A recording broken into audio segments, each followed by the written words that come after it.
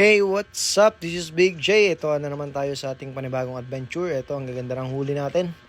Halina't samahan niyo ako ngayon sa aking pagsisid. Ayan. At sa unang sisid natin, ayan, sulit agad. Isang kung tawagin sa amin ay ilik o sa iba ay ilak. Napakatabang isda. Napakasarap sa sinigang or inihaw. Talaga namang mapapawaw. Eto pa ang isa. Ang laki nito. Ay, sayang naman. Ayun. Dumaplis. Napakalaking pusit nito. Sayang naman. Nakawala. Better luck next time talaga tayo. At eto nga, napadaan natin tong mga mamamana. Namana rin itong gabing ito.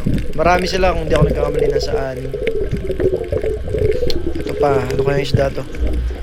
Yun, bumalagbag na. Sa pool ng samaral. No, not samaral. Ito ay danggit. So, ayan. Rabbit fish. Talaga namang malinamnam.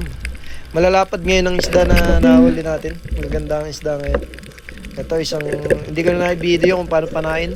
So, kung mapapansin nyo talaga namang ang lakas ng alon. Malakas din ang agos.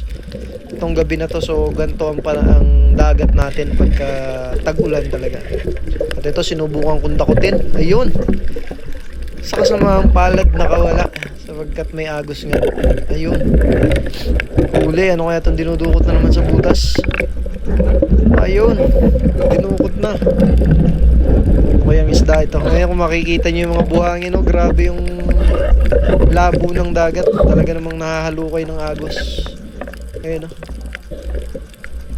Isang lunaw ang ipis ang ating nahuli. Yun. Ang ganda rin ng size. Good size na rin itong lunawang ipis na to. At ito nga, napakagandang pagmasdan. Parang ayoko na umalis dito nung nakita ko itong mga naglalarong isda na to. Maliliit sila. Kung di ako nagkakamali, ito ay pato na. Yung hito na talaga naman makasakit makatinig. Ito na. May nasilip na naman sa butas. Ayun. Tamaan. Ayun, tinamaan. Huli. Ayan. Napakasarap sa panghihaw. Talagang hindi nagpapabayaan taba. Ang taba nitong isda na to. Hindi ko alam kung anong tawag dito.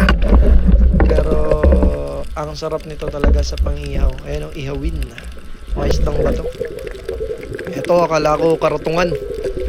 Buti hindi natin pinana. Laki talaga nito. Malaki itong karatungan na to. Siguro nasa 3 kilo na. Hindi siya karatungan. Ito ay isang puffer fish. Poisonous kaya hindi na natin pinana. Ito, nakadali tayo. May sumipat bigla na sa maral. Sumalubong sa ating ilaw. Ayan. Oh, huli. Hindi sa maral. Danggit. Ayan. Danggit pala itong huli natin na to. At ito pa, may sumalubong na naman. Isang danggit. Malalapad ang danggit ngayon. Ang sarap mamana pag ganito. Kaya lang talaga may labo yung dagat. So, pasensya na kayo kung hindi ganong maganda ang ating pag-film ng ating camera. Kung medyo may galaw or may labo. So, ganyan talaga ngayon dito sa dagat. At eto na nga.